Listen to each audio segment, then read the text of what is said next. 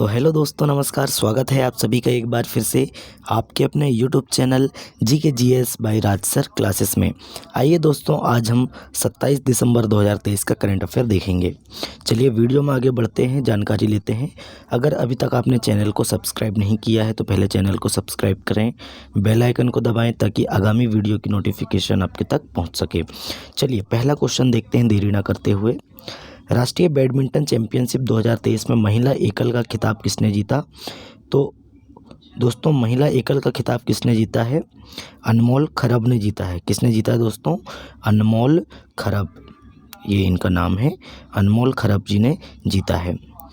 Second question आता है, किस देश ने पेट्रोलियम निर्यातक देशों के संगठन से बाहर निकलने का फैसला लिया है ना? ओपेक से। तो अंगोला देश ने लिया है ना? अंगोला देश ने फैसला लिया है बाहर निकलने के लिए। चलिए नेक्स्ट है, दिवंगत न्यायमूर्ति माधव रेड्डी पर विशेष डाक कवर जारी किया जाएगा। वह किस राज्य के पूर्व राज्यपाल थे? तो कहाँ के राज्यपाल रहे हैं माधव रेड्डी? तो ये रहे हैं महाराष्ट्र के राज्यपाल रह चुके हैं, है ना? इनका निधन हो गया था, तो इनके नाम पर विशेष डाक कवर जारी किया जाएगा, है ना? जो डाक में कवर होता है ऊपर का, है ना, वो वाली फ़ोटो इनकी लगेगी और ये जारी होगा डाक विभाग द्वारा। और वह किस राज्य के राज्यपाल रहे? तो महाराष्ट्र राज्य के राज्यपाल रहे। हाल ही में किस राज्य में इंस्ट्रा डिस्ट्रिक्ट हेलीकॉप्टर सर्विस का उद्घाटन किया गया, है ना? इंस्ट्रा डिस्ट्रिक्ट हेलीकॉप्टर सर्विस का उद्घाटन किया गया, तो उत्तर प्रदेश में उद्घाटन किया गया है। किस राज्य में? उत्तर प्रदेश में उद्घाटन किया गया है। चलिए आगे बढ़ते हैं, माफ़ कीजिए। विश्व बैंक ने हाल ही में यूक्रेन को कितने डॉलर की सहायता प्रदान की?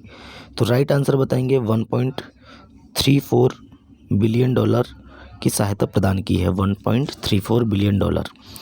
टेक्नो स्मार्टफोन ने हाल ही में किसे अपना ब्रांड एम्बेसडर नियुक्त किया है? तो दीपिका पादुकोण अभिनेत्री हैं, इनको आप सभी जानते हैं। दीपिका पादुकोण जी को इन्होंने अपना ब्रांड एम्बेसडर नियुक्त किया है टेक्नो स्मार्टफोन ने। चलिए आगे बढ़ते हैं, नेक्स्ट क्वेश्चन में चलते हैं। चेन्नई ग्रैंड मास्टर्स 2023 का खिताब किसने जीता? डेमा राजू गुकेश ने। किसने जीता है? डेमा राजू गुकेश ने जीता है चेन्नई ग्रैंड मास्टर 2023 का खिताब। नेक्स्ट है, उपराष्ट्रपति श्री जगदीप धनखड़ जी किसकी याद में एक विशेष डाक कवर जारी करेंगे? तो अभी आपको हमने बताए, दिवंगत न्यायमूर्ति कोंडा माधव रेड्डी, ये राज्यपाल रह चुके हैं। कहाँ के? महाराष्ट्र के राज्यपाल रह चुके हैं। नेक्स्ट है, राष्ट्रीय बैडमिंटन चैंपियनशिप 2023 में पुरुष एकल का खिताब किसने जीता? तो चिराग सेन ने जीता है। और महिला एकल का खिताब किसने जीता है? खरब करके है कोई, क्या नाम है उनका? अनमोल खरब, है ना? अनमोल खरब जी ने जीता है महिला एकल खिताब। और राष्ट्रीय बैडमिंटन चैंपियनशिप 2023 में पुरुष एकल खिताब किसने जीता है? तो चिराग सेन ने जीता है। अब हम चलते हैं दोस्तों ऑप्शन वाले क्वेश्चन में। राष्ट्रीय बैडमिंटन चैंपियनशिप 2023 महिला एकल का खिताब किसने जीता? राइट आंसर मिलेगा ऑप्शन नंबर सी, अनमोल खरब। नेक्स्ट है, चेन्नई ग्रैंड मास्टर्स 2023 का खिताब किसने जीता है? तो राइट आंसर बताएंगे, डोम्मा राजू गुकेश ने। किसने जीता दोस्तों? Option number A, Dommaraju Gukesh. Next है, टेक्नो स्मार्टफोन ने हाल ही में किसे अपना ब्रांड एम्बेसडर नियुक्त किया है? राइट आंसर बताएंगे, option number B, Deepika Padukone. Deepika Padukone. Next है, विश्व बैंक ने हाल ही में यूक्रेन को कितने डॉलर की सहायता प्रदान की है? तो राइट आंसर बताएंगे, 1.34 बिलियन डॉलर की सहायता प्रदान की है विश्व बैंक। अगर विश्व बैंक के बारे में जाने तो विश्व बैंक की स्थापना कब हुई? तो विश्व बैंक की स्थापना 1944 में हुई। कब हुई दोस्तों? 1944 में हुई। इसका मुख्यालय कहाँ है? वॉशिंगटन डीसी में इसका मुख्यालय है, यूएसए में, वॉशिंगटन डीसी। और इसके अध्यक्ष कौन है वर्तमान में? तो अजय बंगा, अजय बंगा, है ना? और इसकी सीईओ कौन है? सीईओ कौन है? तो इसकी सीईओ बताएंगे अंशुला कांत। कौन है दोस्तों? अंशुला कांत जी हैं सीईओ। चलिए नेक्स्ट चलते हैं, बातचीत करते हैं। हाल ही में किस राज्य में इंस्टर डिस्ट्रिक्ट हेलीकॉप्टर सर्विस का उद्घाटन किया गया? तो राइट आंसर बताएंगे option number B, Uttar Pradesh. Next question में चलते हैं, बातचीत करते हैं। दिवंगत न्यायमूर्ति माधव रेड्डी पर विशेष डाक कवर जारी किया जाएगा। वह किस राज्य के पूर्व राज्यपाल रह चुके हैं? राइट आंसर बताएंगे महाराष्ट्र। चलिए नेक्स्ट क्वेश्चन में चलते हैं। किस देश ने पेट्रोलियम निर्यातक देशों के संगठन से बाहर निकलने का फैसला लिया है? तो राइट आंसर बताएंगे अंगोला देश ने, है ना। अंगोला देश बाहर निकलने के लिए फैसला लिया है ओपेक समूह से। चलिए अब हम चलते हैं दोस्तों डिटेल वाले क्वेश्चन में। ये पाकिस्तानी महिला है, हिंदू महिला है, कि सियासत में एंट्री हो चुकी है, और कैसे एंट्री हुई है अब हम आपको बताते हैं। तो देखिए सवीरा प्रकाश नाम है इनका, सवीरा प्रकाश नाम है। तो दोस्तों पाकिस्तान में आम चुनाव लड़ रही हिंदू महिला डॉक्टर सवीरा प्रकाश है ना। अब इनके बारे में थोड़ा सा डिटेल जान लेते हैं। पाकिस्तानी अखबार डॉन की रिपोर्ट के अनुसार हिंदू समुदाय की सदस्य डॉक्टर समीरा प्रकाश पाकिस्तान में खैबर पख्तूनख्वा के बुनेर जिले से देश के आगामी आम चुनाव में सामान्य सीट से नामांकन करने वाली पहली हिंदू महिला बन गई हैं। सवीरा प्रकाश पाकिस्तान में 16वीं नेशनल असेंबली के सदस्यों को चुने जाने के लिए 8 फरवरी को वोटिंग होनी है। और प्रकाश दोस्तों सवीरा प्रकाश जी पाकिस्तान पीपुल्स पार्टी के टिकट पर चुनाव लड़ रही है, ये भी आपको याद रखना। और ऐसी करने वाली ये पहली हिंदू महिला बनी। चलिए अब देखते हैं, ये स्मार्ट सिटी बन रही है यूपी में। तो देखिए दोस्तों यूपी लखनऊ में बनेगी देश की पहली एआई सिटी, है ना। कैसी सिटी बनेगी? देश की पहली एआई सिटी बनेगी, आर्टिफिशियल इंटेलिजेंस, है ना। भारत का सबसे बड़ा राज्य उत्तर प्रदेश, लेकिन सबसे बड़ा क्षेत्रफल में देखा जाए तो राजस्थान है, वो हम सभी जानते हैं। लखनऊ में देश का पहला एआई शहर स्थापित करने के लिए तैयार है। अब देखिए एक अभूतपूर्व कदम में भारत का सबसे बड़ा राज्य उत्तर प्रदेश लखनऊ में देश का पहला एआई शहर स्थापित करेगा। इस पहल का उद्देश्य कृत्रिम बुद्धिमत्ता के लिए एक संपन्न केंद्र बनाना, अत्याधुनिक प्रौद्योगिकी अनुसंधान केंद्रों और शैक्षणिक संस्थानों को एकीकृत करना ताकि नवाचार को बढ़ावा दिया जा सके और भविष्य के कार्यबल का पोषण किया जा सके। चलिए इसमें थोड़ा सा देख लेते हैं एआई बाजार के बारे में। ग्रैंड व्यू रिसर्च की रिपोर्ट के अनुसार वैश्विक एआई बाजार का आकार 2022 में 137 बिलियन डॉलर तक पहुंच गया और 2023 से 2030 तक 37.3% की चक्रवृद्धि वार्षिक वृद्धि दर से बढ़ने का अनुमान है, ये भी आपको याद रखना है। चलिए आगे बढ़ते हैं, नेक्स्ट में चलते हैं खेलो इंडिया यूथ गेम। तो दोस्तों खेलो इंडिया यूथ गेम कहाँ आयोजित हो रहे हैं? तो तमिलनाडु राज्य में इस साल आयोजित होने वाले हैं। तो देखिए खेलो इंडिया में आयोजित होंगे खेलो इंडिया यूथ गेम 2023 तमिलनाडु में आयोजित होंगे, है ना। चलिए अब कब से कब तक चलेगा वो भी टाइमिंग देख लेते हैं। देखिए 2023 संस्करण की शुरुआत 19 जनवरी 2024 को तमिलनाडु में चेन्नई, मदुरई, त्रिची और कोयम्बटूर में करेगा। तो दोस्तों 4 शहरों में आयोजित हो रहा है, चेन्नई, मदुरई, त्रिची और कोयम्बटूर। चेन्नई, मदुरई, त्रिची और कोयम्बटूर में आयोजित होगा यह खेल। और दोस्तों इस गेम में भारत के खेल परिदृश्य में एक शिखर 19 जनवरी 2024 को तमिलनाडु में स्टार्ट हो जाएगा। और 4 शहर हमने आपको बता दिए हैं, चेन्नई, मदुरई, त्रिची और कोयम्बटूर। देखिए भारतीय खेल प्राधिकरण और विभिन्न राष्ट्रीय खेल महासंघों के सहयोग से तमिलनाडु के खेल विकास प्राधिकरण द्वारा आयोजित यह कार्यक्रम देश की युवा खेल प्रतिभाओं को निखारने के लिए एक महत्वपूर्ण मंच है, ये भी आपको याद रखना है। चलिए नेक्स्ट चलते हैं, वुमेन्स क्रिकेट के बारे में जानकारी ले लेते हैं। देखिए महिला क्रिकेट ऑस्ट्रेलिया पर पहली टेस्ट जीत के साथ भारत ने हासिल की ऐतिहासिक उपलब्धि। देखिए दोस्तों, भारत की महिलाओं ने 24 दिसंबर को मुंबई में एकमात्र टेस्ट में ऑस्ट्रेलिया पर ऐतिहासिक पहली जीत के साथ 28 वर्षों में टेस्ट क्रिकेट का अपना पहला घरेलू सत्र समाप्त किया, है ना। भारत की महिलाओं ने 24 दिसंबर को यह टेस्ट खेला था। चलिए देखिए दोस्तों, माफ़ कीजिए बताना चाहेंगे, तो दोस्तों भारत ने ऑस्ट्रेलिया को पहली बार हराया है टेस्ट मैच में और ऑस्ट्रेलिया पर ऐतिहासिक पहली जीत के साथ 28 वर्षों में टेस्ट क्रिकेट का अपना पहला घरेलू सीजन समाप्त किया। यह जीत भारतीय टीम के लिए एक महत्वपूर्ण उपलब्धि थी। चलिए आगे बढ़ते हैं, बातचीत करते हैं ब्रेक, है ना। देखिए, रघुराम राजन की पुस्तक ब्रेकिंग द मोल्ड, है ना, पूर्व भारतीय आरबीआई गवर्नर रह चुके हैं रघुराम राजन जी, है ना, भोपाल से संबंधित है, भोपाल में इनका जन्म हुआ था।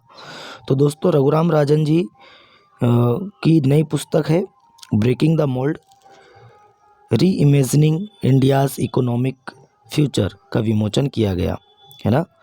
बस इतना ही याद रखना है आपको, इनकी पुस्तक का नाम क्या है, ब्रेकिंग द मोल्ड। चलिए आगे बढ़ते हैं, नेक्स्ट चलते हैं। देखिए दोस्तों, स्लाइस समर्थित नॉर्थ ईस्ट एसएफबी के एमडी और सीईओ बने सतीश कुमार कालरा, है ना, ये हैं सतीश कुमार कालरा जी हैं, है ना।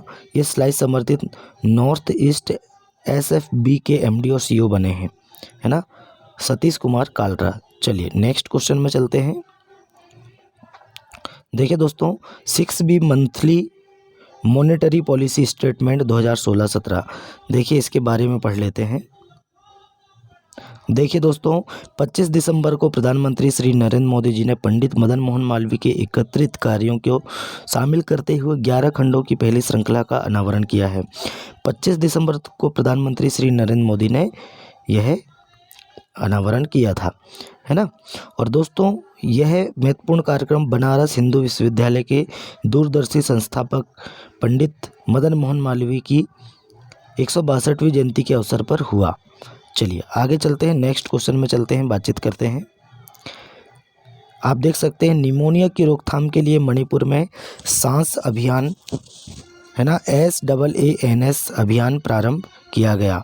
देखिए, स्वास्थ्य और परिवार कल्याण मंत्री ने बचपन में होने वाले निमोनिया से निपटने और सार्वजनिक स्वास्थ्य के बारे में जागरूकता बढ़ाने के उद्देश्य से इम्फाल मणिपुर में, है ना, सांस अभियान 2023-24 का उद्घाटन किया है। किसने किया है, प्रधानमंत्री, माफ़ कीजिए प्रधानमंत्री जी नहीं थे, वहाँ के लोगों ने, जो स्वास्थ्य कल्याण मंत्री हैं, उन्होंने इसका उद्घाटन किया है। चलिए आगे बढ़ते हैं, नेक्स्ट क्वेश्चन में चलते हैं, बातचीत करते हैं। नेक्स्ट क्वेश्चन है दोस्तों, ये है वासुदेव देवयानी जी, है ना, ये है वासुदेव देवयानी जी। देखिए, वासुदेव देवयानी का राजस्थान विधानसभा के अध्यक्ष के रूप में चयन हुआ है। तो राजस्थान विधानसभा के अध्यक्ष कौन है, तो राजस्थान विधानसभा के अध्यक्ष हैं दोस्तों वासुदेव देवयानी, है ना। इनके बारे में पढ़ लेते हैं। 5 बार के अनुभवी भाजपा विधायक वासुदेव देवयानी ने राजस्थान विधानसभा के अध्यक्ष के रूप में सर्वसम्मति से चुनाव जीत लिया है। 16वीं राजस्थान विधानसभा में एक महत्वपूर्ण घटनाक्रम को देखने को मिला जब भाजपा के अनुभवी विधायक वासुदेव देवयानी को सर्वसम्मति से अध्यक्ष चुना गया, है ना। और दोस्तों मुख्यमंत्री भजनलाल शर्मा ने पेश किया उनकी नियुक्ति का प्रस्ताव और कांग्रेस नेता और टोंक विधायक सचिन पायलट ने इसका समर्थन किया, जो सत्ता पक्ष और विपक्ष के बीच एक दुर्लभ एकता को दर्शाता है। और दोस्तों साथ ही बता दिया जाए कि छत्तीसगढ़ के विधानसभा अध्यक्ष कौन है, तो डॉक्टर रमन सिंह जी हैं।